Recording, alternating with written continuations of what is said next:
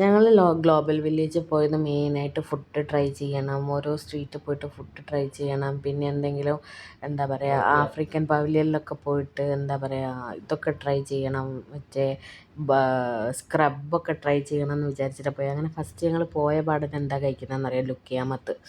അടിപൊളി ടേസ്റ്റ് ആയിരുന്നു. പല ഫ്ലേവറിൽ അതിൻ്റെ ഇത് കൊടുക്കില്ല, ഗാർണിഷിങ് ക്രീം, അത് പിസ്താഷ്യൂലും എന്താ ചോക്ലേറ്റിലായിരുന്നു ഞങ്ങൾ വാങ്ങിയിട്ടുണ്ടായിരുന്നത്. അതിലൊഴിച്ച സിറപ്പ് അടിപൊളി ടേസ്റ്റ് ആയിരുന്നു കേട്ടോ. പിസ്താഷ്യൊക്കെ നല്ല ടേസ്റ്റ് ഉണ്ടായിരുന്നു. ചോക്ലേറ്റും ടേസ്റ്റ് ഉണ്ടായിരുന്നു, പക്ഷേ എനിക്ക് പിസ്തയാണ് ഇഷ്ടമായത്.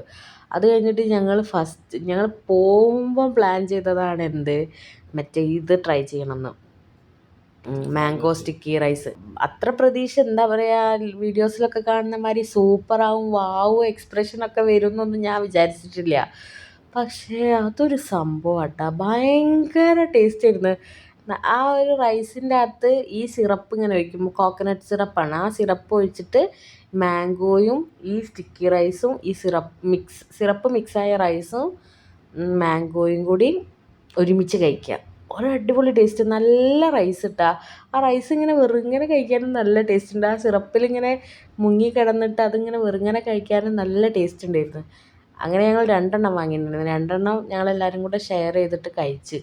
നല്ല ടേസ്റ്റുള്ള അടിപൊളി സിറപ്പ് ഇതായിരുന്നു, മാംഗോ സ്റ്റിക്കി റൈസ്. നല്ല ടേസ്റ്റ് ഉണ്ടായിരുന്നു, അടിപൊളിയായിരുന്നു. അങ്ങനെ ഞങ്ങളത് കഴിച്ചിട്ട് പിന്നെ കുറേയൊക്കെ അവിടെ എക്സ്പ്ലോർ ചെയ്ത് ഞങ്ങൾ തിരിച്ച് പോന്നു.